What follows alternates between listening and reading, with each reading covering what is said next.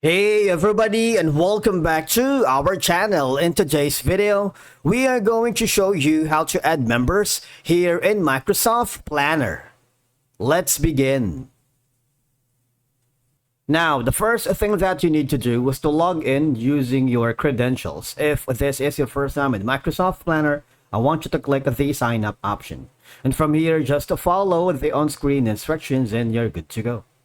Adding members to a Microsoft Planner plan is a simple process that can allow you to collaborate and complete tasks here in this platform without any problem. Now, once you are logged into your account, I want you to hover to the left side panel of your dashboard and click the My Plans.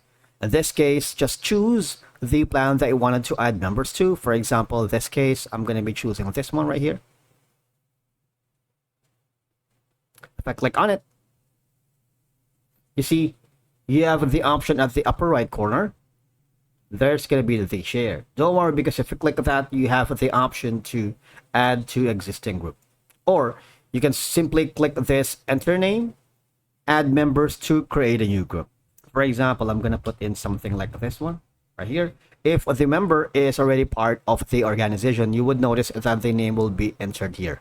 Right? Because Planner allows team members to collaborate in real time, making it easy to communicate, share ideas, and update each other on task statuses. This streamlines teamwork and ensures everyone is aligned with the project's goals.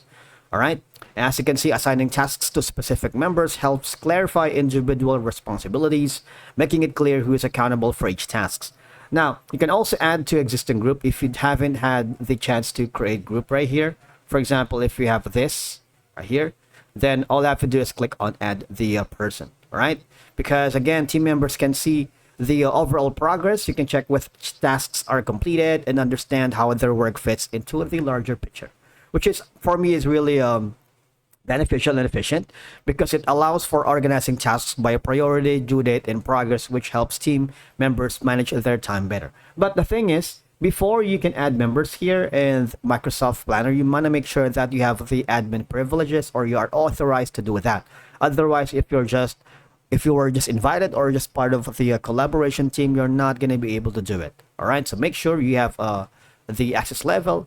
Ask your administrator, your client, if you're working with multiple freelancer who is the team lead, to give you permission to add members here in a specific project, because so that you can track progress in real time. Members now can update task statuses, giving the whole team an update of what's complete, in progress, or delayed.